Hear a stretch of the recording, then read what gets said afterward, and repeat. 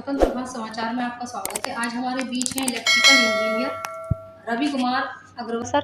Sir सबसे पहले आप अपना संक्षिप्त परिचय दीजिए और बताइए आपने इंजीनियरिंग को ही क्यों चुना। देखिए, ऐसा है कि जब आप बचपन में क्रिएटिविटी में ज़्यादा इंटरेस्ट शो करते हैं, कुछ मन में इच्छा होती है कुछ नई चीज़ों को करने की, तो मेरा ये मानना है कि इसके लिए इंजीनियरिंग से अच्छा कोई भी दूसरा प्रोफेशन नहीं है। तो मेरा भी इसलिए इंजीनियरिंग में रुझान था, कुछ नई नई जो एक्सपेरिमेंट हैं वो नई एक्टिविटी कर पाए। आपने किस ब्रांच से इंजीनियरिंग की और क्यों? देखिए, मैंने मदन मोहन मालवीय इंजीनियरिंग कॉलेज से सन 88 में इलेक्ट्रॉनिक्स एवं कम्युनिकेशन इंजीनियरिंग से डिग्री की थी। उसके बाद मैं आईआईटी रुड़की में भी एमटेक कम्युनिकेशन सिस्टम में किया है। बेसिकली जब मैंने इंजीनियरिंग में एडमिशन लिया था तो उस समय इलेक्ट्रॉनिक्स का देश में काफ़ी विकास हो चुका था और एक ऐसी स्थिति थी कि टीवी भी जो हमारे रंगीन टीवी स्टार्ट हुए थे, एशियाड हुआ था, तो मुझे उस समय जो सबसे रुचिकर जो ब्रांच लगती थी वो इलेक्ट्रॉनिक्स ही लगती थी और इसीलिए मैंने इलेक्ट्रॉनिक्स इंजीनियरिंग का चयन किया। अब तक के करियर में कौन सा प्रोजेक्ट आपके लिए सबसे खास रहा है और क्यों? मेरे अपना जो सर्विस कैरियर है, मैं सन 2019 से 20 की अवधि में अधीक्षण अभियंता मैनपुरी के पद पर कार्यरत रहा। वहाँ बहुत ही चुनौतीपूर्ण जो कार्य था, रेवेन्यू आता नहीं था, लोग बिजली का पेमेंट नहीं करते थे और विद्युत आपूर्ति की स्थिति भी बहुत अच्छी नहीं थी।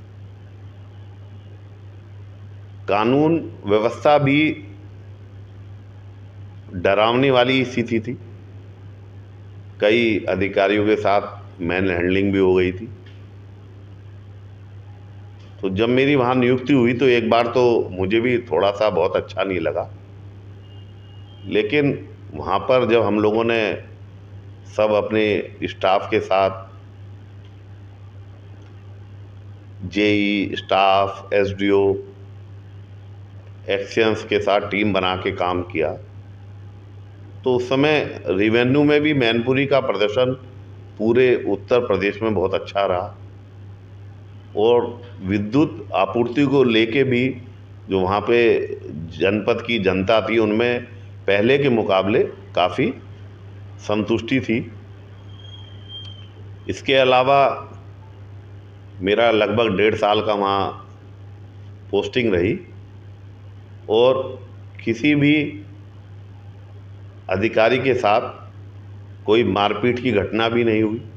संयोग से उस समय भारतीय जनता पार्टी की सरकार भी चल रही थी, तो कानून व्यवस्था के मोर्चे पे भी हम लोग को बहुत ज़्यादा संघर्ष देखने को नहीं मिला।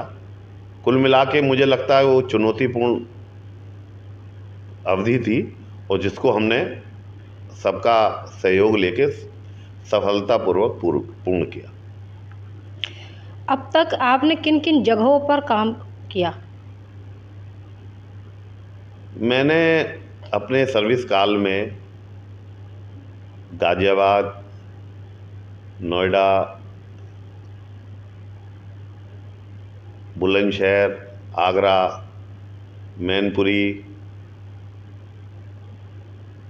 और मेरठ भी रहा हूँ कुछ समय के लिए और अब लगभग 1.5 साल से लखनऊ में मुख्य अभियंता के पद पर कार्यरत रहा हूँ।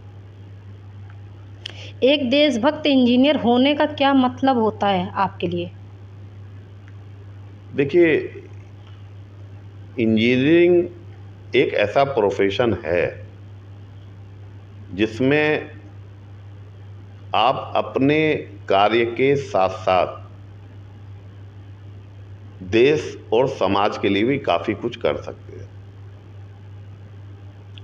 और विशेषकर जब आप इंजीनियर होने के साथ साथ सरकारी नौकरी में भी हों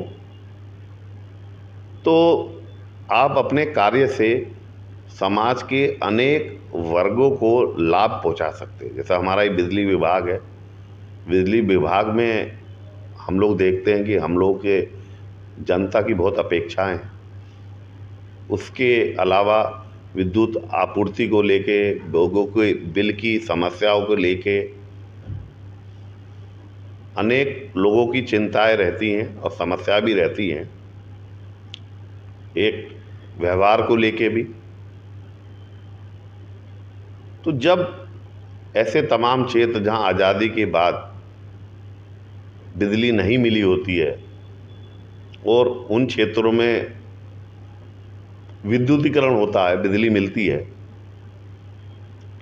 तो हमें लगता है कि इंजीनियर होने के कारण अपने आम इस आधुनिक युग में जब बिजली हम देते हैं तो वो भी एक समाज सेवा या देश सेवा या राष्ट्रभक्ति इस प्रोफेशन के साथ साथ हम कर पाते हैं।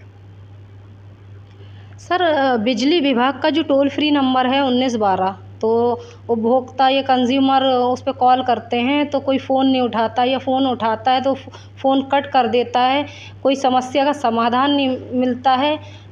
इसके लिए आप क्या कहना चाहेंगे? देखिए, ऐसा है कि वर्तमान में जो हमारी व्यवस्था है उस व्यवस्था में केवल बिजली विभाग में शिकायत दर्ज कराने के लिए 1912 ही एक विकल्प नहीं है। बिजली घरों पर कंप्लेंट रजिस्टर्स हैं, सभी बिजली घरों पर एसएसओ बैठते हैं, हर उप संस्थान पर एक यूनिक अपना मोबाइल नंबर है, 24 घंटे जो एक्टिव रहता है। तो अगर किसी को 1912 पे कोई दिक्कत आ रही है तो वो अपनी शिकायत बिजली घर पर भी दर्ज करा सकता है। सर, उपभोक्ताओं का कहना है कि व्हाट्सअप नंबर और जो मोबाइल नंबर बिजली घर से प्रोवाइड हुए हैं उस पर भी कॉल की जाती है लेकिन कोई फ़ोन नहीं उठाता है। देखिए, ऐसा है कि जैसे अभी आपने 1912 का जिक्र किया, तो 1912 पर जब आपके माध्यम से या अन्य लोगों के माध्यम से ये सूचना मिलती है कि हमारा नंबर नहीं उठा रहे हैं, तो हमने खुद भी फ़ोन किया। तो कई बार जब जैसे आंधी तूफान आई, ब्रेकडाउन ज़्यादा हुए, तो ऐसी स्थितियों नंबर ऑफ कॉल्स बढ़ने की वजह से कई बार ऐसा हुआ है कि वो समय ज़्यादा लगता है। लेकिन सामान्यतः अगर थोड़ा सा धैर्य रख लें तो कॉल निश्चित रूप से उठती है। मैं खुद भी कई बार, प्राइवेट कंपनी होती हैं तो उनके कॉल सेंटर पे फ़ोन मिलाते हैं, आईसीआईसी बैंक है या अन्य बैंक है, तो कई बार हम 2 मिनट 3 मिनट इंतज़ार करना पड़ता, तो कई बार हम भी धैर्य खो देते हैं। लेकिन अगर थोड़ा सा धैर्य बनाए रखेंगे तो कॉल निश्चित रूप से उठती है।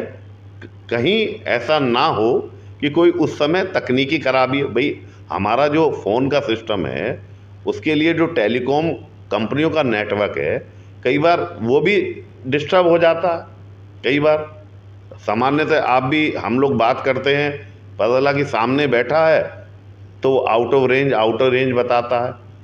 लेकिन इसके लिए एक चैट बोर्ड की भी व्यवस्था है जो बिजली विभाग ने 1912 पर कॉल के अलावा भी हम लोगों का एक चैट बोर्ड है, व्हाट्सएप पे अवेलेबल है।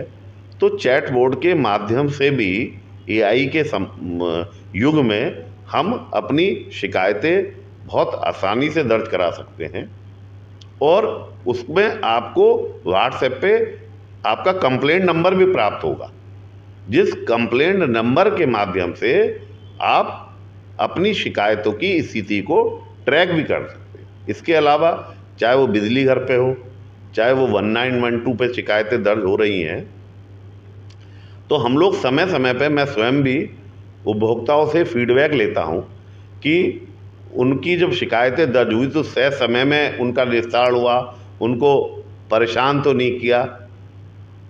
तो कई बार अधिकांश उपभोक्ता संतुष्ट रहते हैं, कई बार कुछ उपभोक्ता असंतुष्ट भी होते हैं।